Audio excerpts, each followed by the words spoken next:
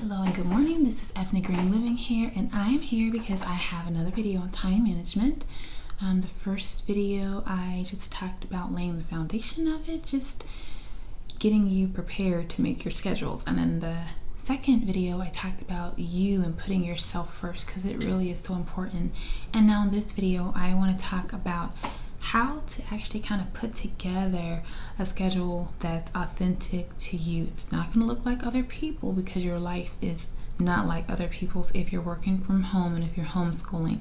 If you're not, you definitely can still watch this video and make some adjustments, but because I am a work at home homeschool mom, I did kind of gear this one towards someone who would be working and homeschooling or taking care of small kids. And we're talking about a job that's inside of the home. I am going to do this the PM person. It's going to pretty much be the same content, just the hours are going to switch around some. And I'm kind of using the basis of working 3 to 4 hours, homeschooling 3 to 4 hours, sleeping about 7 to 8 hours, and about 3 hours for meals. And we know it doesn't take 3 hours for meals, maybe for dinner, or an hour for dinner, but it doesn't take an hour for lunch and breakfast. But that time allows you for prepping the meal, cooking or serving, preparing the meal, and then clean up after.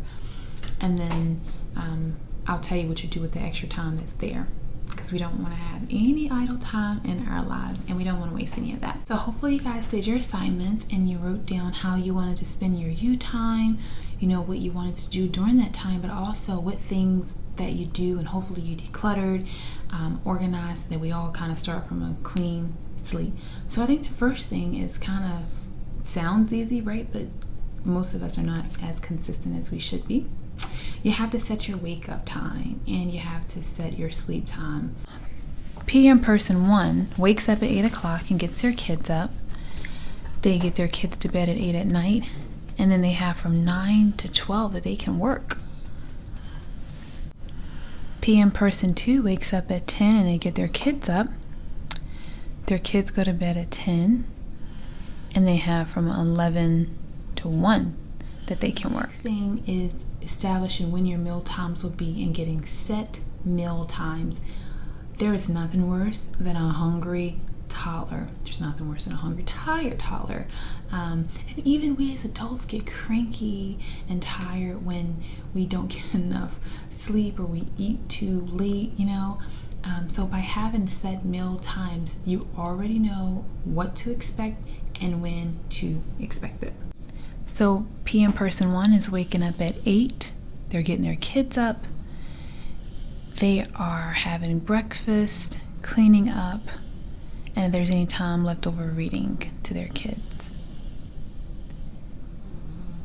At 1 o'clock, they're having lunch and cleaning up. Maybe they have 30 minutes left. They're doing yoga and walking, because this person is really on not wasting time. At 5 o'clock, they're having dinner and cleaning up, and because they made that easy for them, they have time left. They can play a board game, Uno, card game, board game, project, family walk.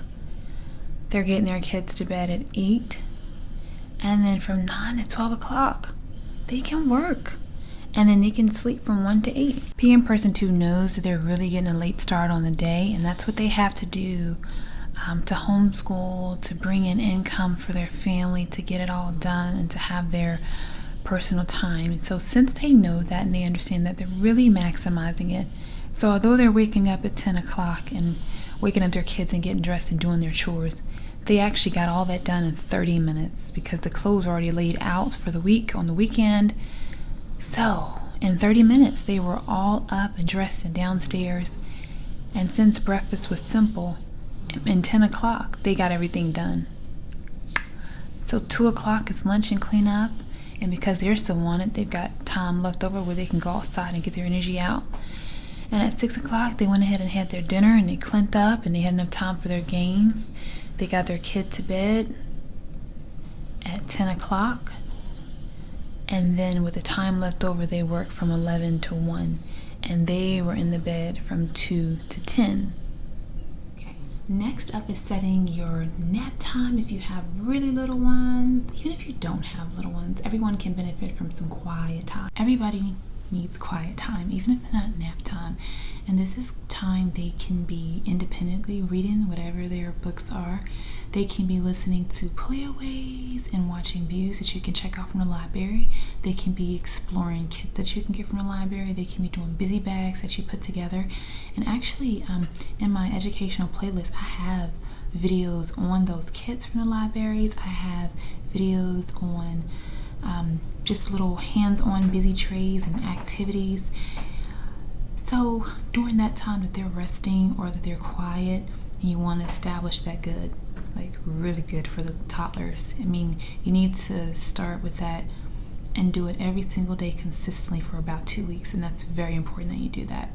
And the reason is because after about 2 weeks, maybe a month, I don't know, depending on your child, only you know. I'm just giving you guidelines and you take it and run with it.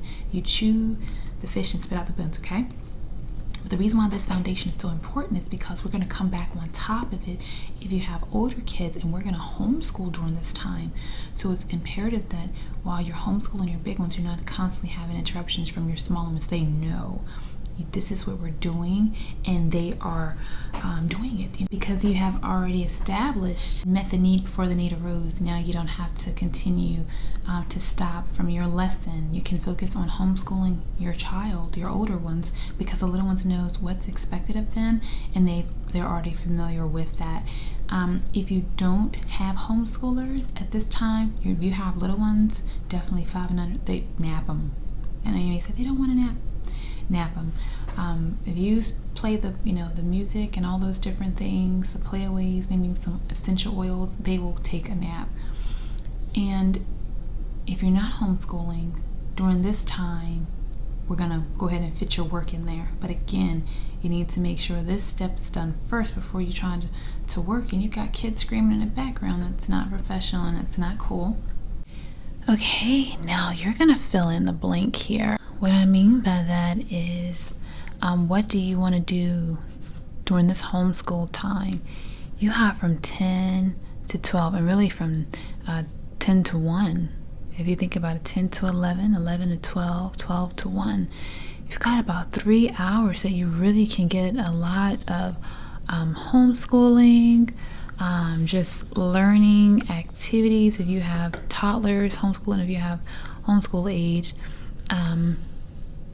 you can get those things in there. And then you can go ahead and have lunch, and then whatever activity you're going to maximize on. If you have a toddler, this is a good time that they can go ahead and do their activities, their busy bags. This is when, of course, the kids are going to be napping. If you have older children, you probably will be still homeschooling, so this will be that homeschool time. And if you don't have older children homeschooling, or if you're all done with everything, you get to work. And depending on what their level is of homeschool, they can actually be doing some independent things beside you, or maybe assignments while you get to do a little bit of work. Because again, we're talking about people that work from inside the home. We're thinking mostly sales and just things like that. Okay, so then you have your dinner and your cleanup and your game or whatever it is you want to do with your family. Now you have from 6 to 8 that you really can have some good family time. But now let's say your children did homeschool here, they did homeschool here. Well, then you know what? This could be their free time. This could be the time that they play with Legos, the time that they go outside. This could be the time that they just have their music, they practice their piano, things like that. And then that will allow you to work a little bit longer if you need to. And then you can go ahead and get them into bed with their night routine. And if it doesn't take you the full hour, what do we talk about? Then that's time that you can go ahead and add in your mopping, or if it's your laundry day, or if it's your clean the refrigerator day, whatever that zone of the day or whatever that cleaning item of the day is. And if you guys want me to show you and tell you what I do, I'm willing to. Just let me know. You guys don't comment a lot, so I don't really know if you guys are interested or not what you like. So be sure to comment and give me thumbs up. That lets me know to make more videos like this or not to make more videos like this. And then you've got from 9 to 12 to work. That's a nice chunk of change. And honestly, it's not just working, but it's also your you time and your spouse time. But again, these are just some spines to kind of help you. And then of course sleep is very important. So from 1 to 8 you're sleeping. And if you wanted to, during this time right here, while the kids were having some free time, you could have your spouse time right there. Then get the kids to bed and do your work.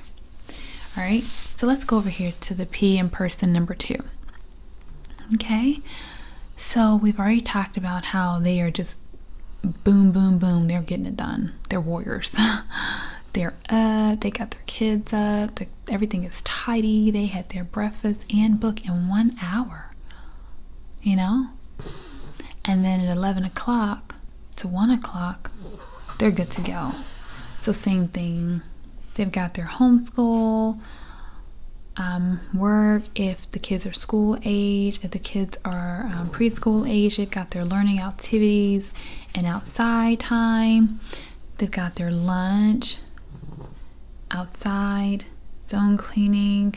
They got a little bit of time here. And during this time, the children are napping. They are doing homeschool. They're doing busy bags. And you are working if need be. Sorry about this. It's about 5-ish in the morning. All right. And then we've got your dinner, your cleanup and games right here. And then, you have this time here. So did you get everything you needed to get done during the day? I'm pretty sure you got all of your homeschool done between those times. So maybe you didn't do any work here. You just spent all this time doing your homeschooling. Well, now you can get to work. Or if you want to work from here, I guess it depends on how much time you need to work. Because again, if your kids homeschooled here and here, then this is their break. And the kids' break could also be like family time, could be time with the dad, could be, outside time, right? And then, like I said, this be your work. But now, if you have all little kids and they nap during this time, they learned, then they napped, then you need to be present and hands-on here. All right? Work is the blessing. It's the addition. It's not to supplement your family. It's not to be work, work, work, work, because then you have no time with your kids. It's to be a blessing and a tool. It's not to take away all of your time from your family. That's not right. So you have to be wise. If you're homeschooling here and here, then here's where the kids take their break and you spend time with one-on-one with your spouse. You relax a little bit. When you get them to bed, that's when you work. Keep your focus on your children and your family. That's your greatest assignment. And the rest will just kind of follow. Okay, now you fill in the blanks. Whatever blanks were left out or whatever modifications you think you need, it's just a guide to kind of help you out and get you through. But I know that you can do this, and I am here supporting you and rooting you on. I want you to know you're stronger than you think, and that you can do this. You can run this race, right? This is in us. This is what we were made to do and created to do, to be keepers of our home and serve our families. And we do it well. We should do it with grace, and we should do it with a smile on our faces, because it's a privilege and an honor. And I just thank you guys for taking the time to watch this video.